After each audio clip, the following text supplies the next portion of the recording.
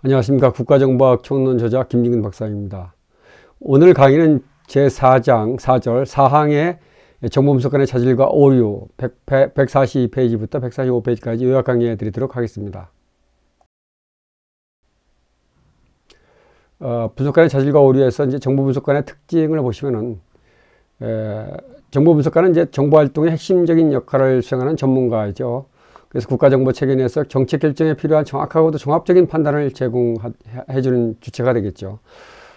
이들은 이제 단순한 정보의 수집자가 아니라 다양한 자료를 분석해서 의미 있는 정보를 도출하는 분석관으로서의 기능을 담당합니다. 특히 정보분석가는 중요성은 이제 매우 크고 뛰어난 분석력과 통찰력은 이제 단기간의 훈련으로 완성되기 어렵기 때문에 유나 운동선수나 음악가처럼 일정 부분의 선천적인 자질에 의존하는 경우도 있습니다. 따라서 각국 정보기관은 우수한 인재를 확보하기 위해서 엄격하고도 특별한 선발 절차를 운영하고 있습니다. 우리나라에서 국가정보원 같은 경우는 초기에는 서울대 출신들이 굉장히 많죠. 또 정보분석관에게 요구되는 기본 소양은 국가정책과 국익에 대한 올바른 이해를 바탕으로 한 확고한 국가관과 사안을 냉철하게 판단할 수 있는 객관적 사고력, 그리고 전문 분야에 대한 지식, 외국어 구사 능력, 그리고 분석 결과를 명확하게 표현할 수 있는 뛰어난 작문 능력이 요구가 됩니다.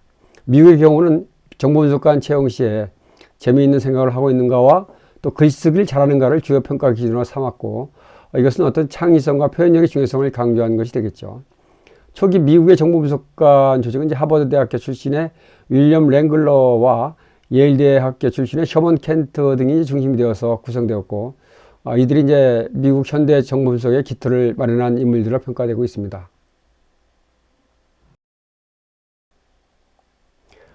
이어서 정보분석가는 복잡한 정보 환경 속에서 국가 안보와 정책 결정에 필요한 핵심 정보를 도출하는 역할을 수행하기 때문에 높은 수준의 자질과 전문 요건을 갖춰야 합니다. 우선 정보분석관의 기본 자질로서는 6가지가 강조가 되는데, 첫째, 명료성은 분석 결과를 정보 요구자에게 이해하기 쉽고 분명하게 전달하는 능력이 되겠죠. 이것은 정보활동의 실효성을 결정짓는 요소이기도 하고요. 또 두 번째 상상력은 불안전한 의문스러운 첩보 속에서도 다양한 가능성을 탐색해서 새로운 시각을 제시하는 능력이 되겠습니다. 세 번째, 지식과 경험은 해당 분야뿐만 아니라 정치, 경제, 사회 등 전반적인 영역에 대한 폭넓은 이해를 의미합니다. 네 번째, 어떤 정직성은 주관적인 판단이나 외부 압력에 흔들리지 않고 객관적인 사실에 근거해서 분석할 수 있는 태도를 의미하고요. 다섯 번째, 의구심은 모든 첩보를 비판적으로 검토하고 신뢰성을 검증하는 데 필요한 성향입니다. 마지막으로 통찰력은 복잡한 정보 속에서 핵심 요인을 파악하고 본질을 간파하는 능력이 되겠죠. 또한 정보분석에 갖춰야 할 요건으로서는 우선은 외국어 구사 능력이 필수적입니다. 이것은 다국적인 정보원을 활용하거나 외국 자료를 분석할 때 직접적인 이해와 해석이 이제 가능하기 때문입니다. 다음으로 객관적인 사고력이 요구됩니다. 이것은 개인의 관점이나 편견을 배제하고 국가 이익과 정책 방향을 냉철하게 평가할 수 있는 능력을 뜻합니다. 보고서의 작성 기술 또한 이제 중요한데, 복잡한 분석 결과를 논리적으로 체계화하고 명료하게 전달할 수 있어야 합니다. 마지막으로는 상대국에 대한 이해와 지식은 그 국가의 역사, 문화, 사회, 정치, 사상 등을 종합적으로 파악해서 정보의 의미를 보다 깊이 있게 해석할 수 있게 해주기 때문입니다. 이러한 자질과 요건을 고루 갖춘 정보분석관만이 국가정보체계의 신뢰성과 효율성을 높일 수 있다고 보는 것이죠.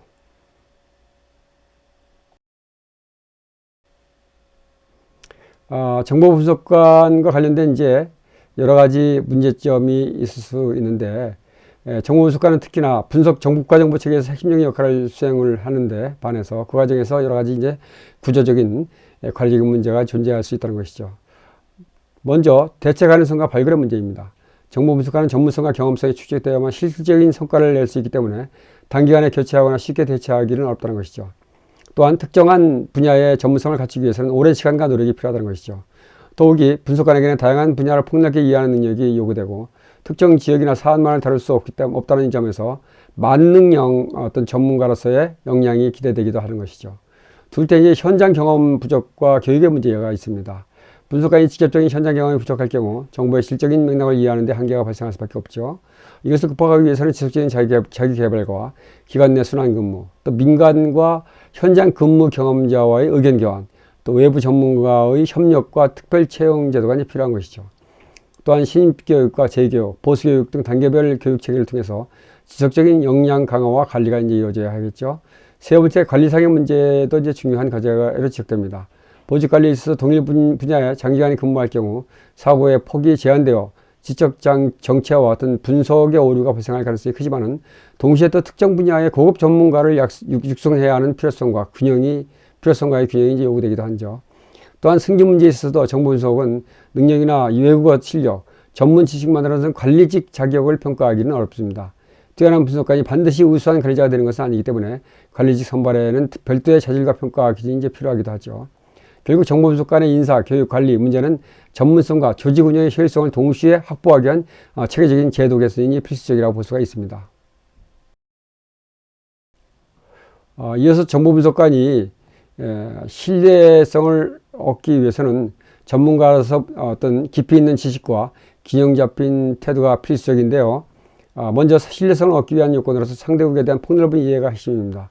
분석하는 대상국의 역사와 문화를 충분히 이해해야 하고 이것을 단순히 외부의 시각에서가 아니라 상대국의 관점에서 학습하는 태도가 요구됩니다.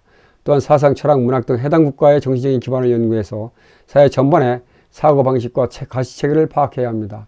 아울러 정권의 구조와 권력 속성 그리고 대중문화와 사회적 흐름을 폭넓게 이해함으로써 그 나라의 정치, 사회적인 어떤 행동을 정확히 이해하고 해석할 수가 있겠죠. 이러한 분석을 뒷받침하기 위해서는 언어 능력은 필수적이라고 볼 수 있죠. 분석하는 자신의 정책적인 의제나 개인적인 신념을 배제하고 또 객관적인 입장에서 정보를 평가해야 합니다. 다음으로 정치 왜곡을 방지하기 위한 요건으로서 분석의 논리성과 객관성이 강조됩니다. 우선 정보 분석가는 분석 결과를 정보 사용자에게 합리적으로 설득할 수 있는 논리적인 구조를 갖추고 있어야 합니다. 또 자신이 도출한 결론에 대해서 비판적인 검증이나 반론에 스스로 대응할 준비도 되어 있어야 합니다. 또한 분석 과정에서는 편집과 협업, 또 검토 등의 절차를 체계적으로 운영해서 주관적인 오류를 최소화해야 합니다. 더불어 개방적이고 탄력적인 사고방식을 유지해서 타인의 분석이나 논리를 적극적으로 참고하고 이것을 통해서 자신의 견해를 보완할 수 있어야 합니다. 무엇보다 중요한 것은 객관적인 사고력의 배양으로서 이것은 정치적인 영향력이나 어떤 개인적인 감정을 배제하고 정보의 본질에 집중하는 능력을 의미합니다. 결국 이러한 요건들은 정보 분석관이 정치적인 압력이나 또 편향에서 자유로우며 신뢰할 수 있는 분석 결과를 제시할 수 있도록 하는 어떤 핵심 기반이라고 할 수가 있겠습니다.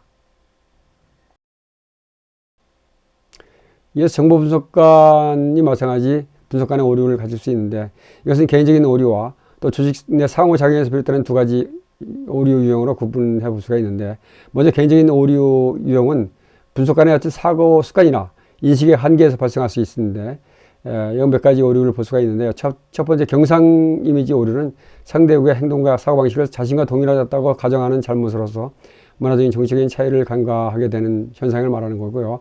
겹침쌓기 오류는 처음 세운 가설에 지나치게 몰입해서 그 가설을 뒷받침한 정보만 선택적으로 선택하는 현상을 말합니다. 고객 가신주의 오류는 특정 주제에 오래 관여하면서 비판적인 사고를 상실한 문제로서 정보 판단에 어떤 객관성이 떨어진다는 것이죠. 늑대 소년 효과는 이제 부정확하거나 중요하지 않은 정보를 반복적으로 보고함으로써 사용자로부터 신뢰를 잃는 현상을 말하는 것입니다. 두 번째, 집단 간의 관계에서의 발생하는 오류는 조직 문화와 협업 구조의 문제에서 비롯되는데요. 먼저 집단 사고는 구성원 모두가 같은 방향으로 사고하면서 비판적인 검증 없이 왜곡된 결론에 도달하는 현상을 말하고, 제로섬 게임은 이제 기관이 본래의 임무보다는 정책 결정자의 관심사에 치우쳐서 분석의 중립성을 잃는 경우를 말합니다. 인질 담보는 기관 간의 경쟁 속에서 상대 기관의 주장을 견제하거나 협상 수단으로 분석을 조작하는 형태입니다. 주석 전쟁은 법문보다 각주 경쟁에 집착해서 의견을 과도하게 부과하는 현상으로서 보고서의 어떤 명료성을 이제 떨어뜨릴 수가 있겠죠. 인정된 견해는 충분한 검증 없이 다수가 인정한 의견을 사실로 받아들이는 오류입니다. 최소 공통 분모 언어는 이제 의견 불일치를 피하기 위해서 모호한 표현으로 타협하는 현상으로서 분석의 명확성을 떨어뜨릴 수가 있겠죠. 상부상조 현상은 이제 기관 간 혹은 분석관 간 상호 편의를 위해서 서로의 분석을 무비판적으로 수용하는 현상을 말합니다. 이와 같은 오류들은 이제 정보 분석의 객관성과 정확성을 저해하기 때문에 분석관은 항상 비판적인 사고와 검증 절차를 유지해야 되겠습니다. 그래서 미국에서는 정보 분석관의 단점을 보완하기 위해서 몇 가지 제도가 만들어졌는데요. 첫째는 이제 레이저 팀입니다. 이것은 Rapid Analytics Support and Expeditionary Response의 약자인데요. 2007년도에 국가정보국 산하에서 신설된 조직으로서 각 정보기관에서 선발된 우수한 분석관들로 구성되어 있습니다. 이 팀은 복잡하고 긴급한 고난이도 분석 과제를 신속하게 처리할 수 있고, 또 기관 간의 협업을 통해서 분석의 질적인 향상을 도모하는 것을 목표로 하고 있습니다. 두 번째, 정보조정관 제도가 있는데요. 이것은 정보 수집의 사각지대를 줄이고 주요 목표국에 대한 정보 활동을 기관 간에 조율하기 위해서 도입된 제도입니다. 이 정보조정관을 통해서 각 기관의 역할과 책임이 명확해지고 중복된 분석이나 정보 누락을 최소화할 수 있게 되었죠.